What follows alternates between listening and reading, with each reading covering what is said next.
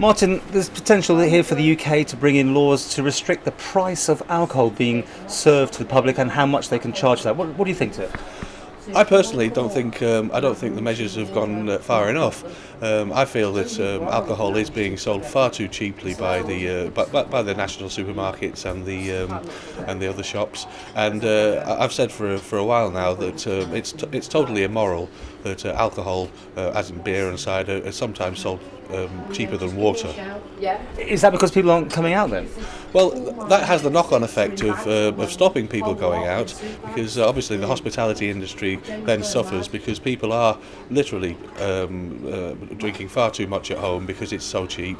And as I said, we've got a double-edged sword. We haven't got as many people coming out, but those that do come out after they've had that, we then have to make the judgment as to how much they've had and whether we should be serving them once they are out.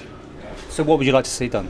I personally think that the prices ought to be raised in accordance with the units of alcohol, so that people can actually sort of gauge what they're having. Because at the moment, while they're drinking at home, they're drinking unmeasured portions to themselves. It's totally unrestricted. Whereas when they're out in the pubs or the clubs, at least there is an atmosphere where people are being regulated and it's supervised. People might say, of course, they're drinking at home because your places and other establishments are too expensive. Well, they might say that, but I personally don't agree with that. I'd say that certainly in the Isle of Man and most places in Britain, it's very good value. And certainly when you hear people coming back from places in the Eurozone where they really are expensive, it puts it in perspective that we are actually quite good value for money. But I don't think alcohol should ever be that cheap, so cheap that people don't even think twice before they knock back more than's good for them. And of course there's this sort of culture now of people drinking themselves quite heavily at home before going out. Exactly. I mean, in the trade it's known as pre-fueling, and it's a dangerous thing. And very often it's the pubs and later on the nightclubs who are left to mop up the problems. And I just feel that should be eliminated as much as possible. For people watching this off the Isle of Man who don't know, the Isle of Man deregulated the whole pubs and club situation some years ago. Has that made any difference? Well, yes, it did. And the Isle of Man has led in the British Isles in many aspects of licensing, and it's often almost viewed as a testbed for new legislation.